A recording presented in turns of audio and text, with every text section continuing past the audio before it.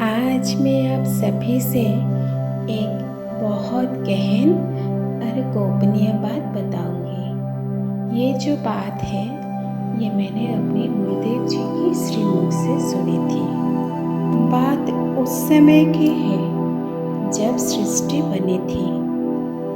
उस समय परमात्मा ने धरती पर अनेक प्राणियों की रचना की। जब प्राणियों की रचना की तो उनको नचाने के लिए भी तो कोई चाहिए ना। तो उनको नचाने के लिए माया का भी सृजन किया।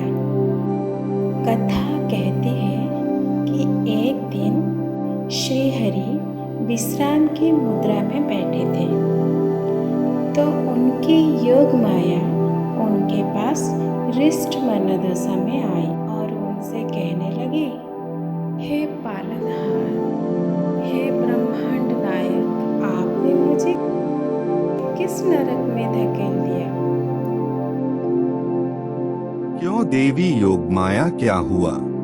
आप बहुत रुष्ट दिखाई पड़ रही हैं।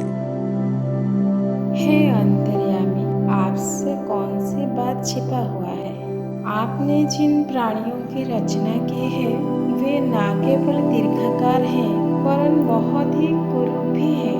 अतः उनके आहार, निद्रा, भय और काम क्रोध के मध्य डोलते डोलते मेरी दुर्दशा हो गई है प्रभु।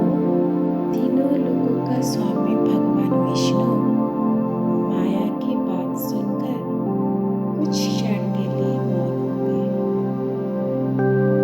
फिर उन्होंने माया से बोले, देवी योगमाया, आप मेरे साथ आइए, मैं आपको एक नई रचना दिखाता हूँ। फिर श्री हरि ने माया को अपने सृजन कक्ष में ले गए, जहाँ एक मंच पर वस्त्र से कुछ ढका हुआ था। माया ने पूछा, भगवान ये क्या है? श्री हरि ने उत्तर के रूप में वो वस्त्र हटा दिया। उस पदार्थ के अनावृत होते ही माया ठगी सी रह गई। उसने आज तक ऐसी सुंदर रचना नहीं देखी थी। उसने चकित होकर पूछा, यह क्या है प्रभु? इसका नाम क्या है? और आज तक जितने भी लोगों की रचना आपने की है उनमें इस प्रकार के सुदर्शन जीवधारी का मैंने दर्शन ही नहीं किया है। माया, यह एक नवीन रचना है। इसे आप साक्षात मेरे चिन्मय अंश से सृजित ही जानो।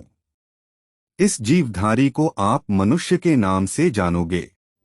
प्रभु, यह आपका कैसा न्याय है कि अपने खेलने के लिए तो इतनी सुंदर रचना और मेरे लिए वे कुरूप पशु, आप इसे मुझे दे दीजिए, इससे तो मैं खेलूंगी। तब श्री हरि ने माया को बहुत समझाया कि यह मनुष्य तो उनको अति प्रिय है, अतः वे उसको कैसे दे सकते हैं। पर माया कब हार मानने वाली थी, वो भी हट पकड़े रही। अंततः श्री हरि ने कहा, अच्छा, एक कार्य करते हैं कि दोनों इसके साथ एक साथ खेलते हैं। हम दोनों अपनी क्षमता के अनुसार इसे अपनी ओर आकर्षित करेंगे। जो इसे अपने साथ बहाकर ले जाए यह उसका। तो ऐसा करो कि 50 भाग तुम्हारे और 50 मेरे।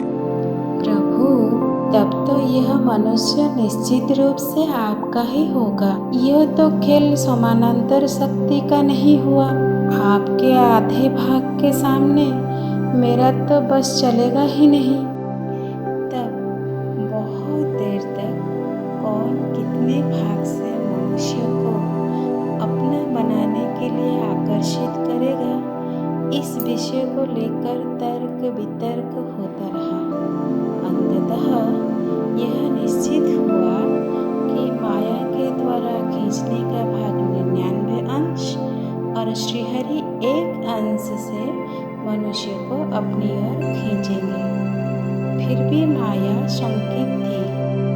प्रभु, इतना सब होने पर भी आपको एक प्रतिज्ञा और पूरी करनी होगी, और वो यह है कि मैं 99 अंश से जब खींचूंगी तो अपने पूरे वैभव और ऐश्वर्य के साथ मनुष्य को दिखाई दूंगी। अर्थात मैं मनुष्य को सामने से खींचूंगी, और आप जिस एक अंश से भी उसे खींचेंगे तो वो अप्रत्यक्ष होगा। आप अगोचर अदृश्य होकर खींचेंगे, अर्थात आप छिपकर खींचेंगे, और मैं सामने से मैं उसे दिखाई दूंगी। वो मुझे छू सकेगा, अपने इंद्रियों से अनुभव कर सकेगा, और आपको वो इन इंद्रियों से अनुभव नहीं कर सकेगा। इंद्रियातीत होकर ही वो आपकी सुगंध को अनुभव कर सकेगा। कहते हैं कि तब से मनुष्य के साथ माया और परमात्मा अपना खेल खेल रहे हैं। माया साधनों के माध्यम से मनुष्य को देखती हुई और उसके मन को बांधकर अपनी ओर खींचती जा रही है।